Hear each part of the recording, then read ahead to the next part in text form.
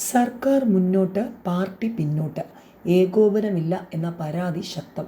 ഭരണത്തിലെ ചില നടപടികൾക്കെതിരെ പാർട്ടിക്കുള്ളിൽ നിന്നും ചില ചോദ്യങ്ങൾ ഉയർന്നതോടെ സർക്കാരും പാർട്ടിയും തമ്മിലുള്ള ഏകോപനം ഉറപ്പുവരുത്തണമെന്ന ആവശ്യം കോൺഗ്രസിൽ ശക്തമായി.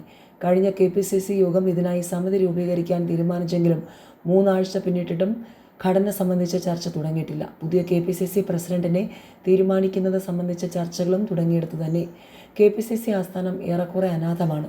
മന്ത്രി തിരക്കുകൾക്കിടെ പ്രസിഡന്റ് സണ്ണി ജോസഫ് അവിടെ ചില ദിവസങ്ങളിൽ വന്നു പോകാറുണ്ട്. സർക്കാരിലെ വിവിധ പദവികൾ ആഗ്രഹിക്കുന്നവർ പാർട്ടിയുടെ പിന്തുണ കൂടി തേടി ഓഫീസിലേക്ക് കൂട്ടത്തോടെ എത്തുന്നു. അവരോട് DCCകളിൽ പോയി കത്ത് വാങ്ങാൻ നിർദ്ദേശിച്ച് മടക്കുകയാണ് രീതി. ഇത്തരത്തിൽ കുറേയധികം അപേക്ഷകളും ബയോഡേറ്റകളും KPCC ഓഫീസിലുണ്ട്.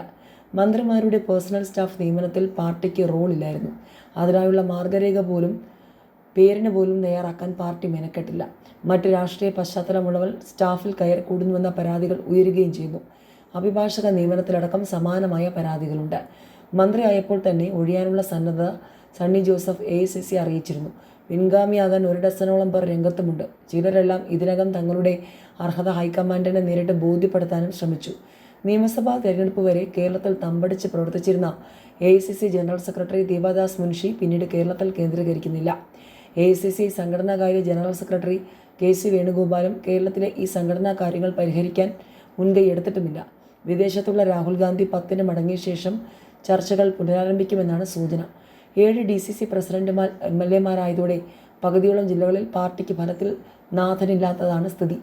ആക്ടിംഗ് DCC പ്രസിഡന്റുമായിരുന്നയാൾ MLA കൂടിയായി മാറിയ തിരുവനന്തപുരത്ത് പുതിയ മുഖ്യമന്ത്രിക്ക് ഇതുവരെ പാർട്ടിയുടെ വക സ്വീകരണം പോലും നൽകാനായിട്ടില്ല. പ്രസിഡന്റ് പദത്തിൽ സണ്ണി ജോസഫിനെ സഹായിച്ചിരുന്ന വർക്കിംഗ് പ്രസിഡന്റുമാരായ AP അനിൽകുമാറും PC വിഷ്ണുനാഥും മന്ത്രിമാരായതിൻ്റെ തിരക്കുകളിലാണ്.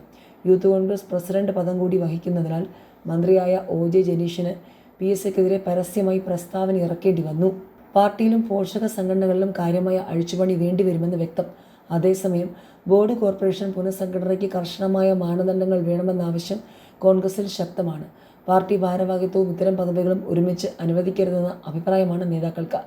അർഹതയുണ്ടായിട്ടും മത്സര രംഗത്ത് നിന്നും മാറി നിൽക്കേണ്ടി വന്നവർക്ക് മുൻഗണന നൽകും. 14 DCCകളിലും പുതിയ പ്രസിഡന്റുമാർ വരുമ്പോൾ സ്ഥാനമൊഴിയുന്നവർക്കും ഇതേ പരിഗണനയുണ്ടാകും.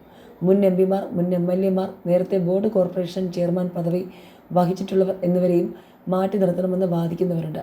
മത്സരിച്ച് പരാജയപ്പെട്ടവരെയും പരിഗണിക്കാനുള്ള സാധ്യത കുറവാണ്.